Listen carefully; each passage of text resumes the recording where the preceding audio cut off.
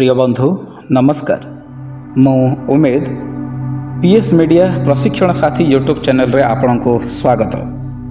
आज चिंता आज मु पवित्रतारे सदा प्रभु को स्तुति करि थाए कि गीत संहिता 96 अध्याय 1 पद ठारू 13 पद पर्यंत सदा प्रभु गौरवमय संभ्रममय तांकर महिमा और गौरव अवर्णनीय।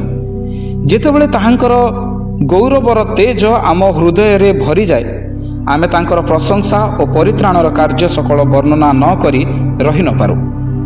हृदयर पूर्णतारू मुख कथा कही थाए। मनुष्य पुणे प्रत्येक प्राणी आनंदित हेले गीत गान करती, किंतु जो मनुष्य प्रभुंकर गौरव और महिमा तथा तांकर आशीर्वाद को हृदयंगम करि थाए से केबे भी तांकर प्रशंसा बिना रही न पारे। उपासनार गीत, धन्यवादर गीत, प्रशंसार गीत यही सब गोटे गोटे परिप्रकाश। से व्यक्ति गीत गान द्वारा संपूर्ण रूपे प्रभुंक ठारे समर्पित होई जाई थाए। परित्राण प्राप्त व्यक्ति तार आनंद सर्वदा प्रकाश करने को चाही थाए। यह गीत धन्यवाद बा तार जीवन द्वारा सर्वदा उछली उठु थाए।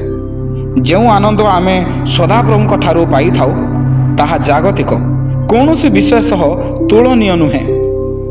जदि प्रकृत रे आमे प्रभुंक संधान पाइछु, तांकर गौरव और महिमा देखिछु, तेबे सदा प्रभु निमंत्रण जनाती तांकर प्रांगण को आसीबा निमंते एवं तांको निमंते नैवेद्य आनिबा निमंते।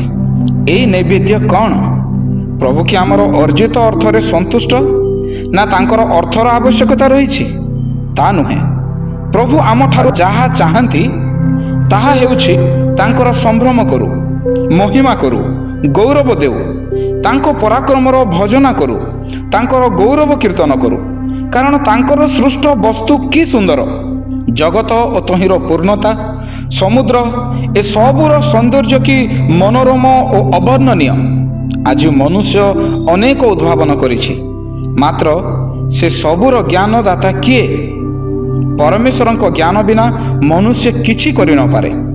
विश्वासी मुखरु सर्वदा प्रभुंक प्रशंसा और ज्ञानर कथा बाहरी थाए, किंतु जे अविश्वासी ता मुखरु सर्वदा क्रोध, कली, हिंसार कथा बाहरी थाए। विश्वासी प्रभु को गौरव देई थाए, अविश्वासी केवल शयतान को गौरव देई थाए। तेबे आमे कहार संतान ताहा चिंता करू। तेबे आसु आमे गोटे छोट प्रार्थना करिबा।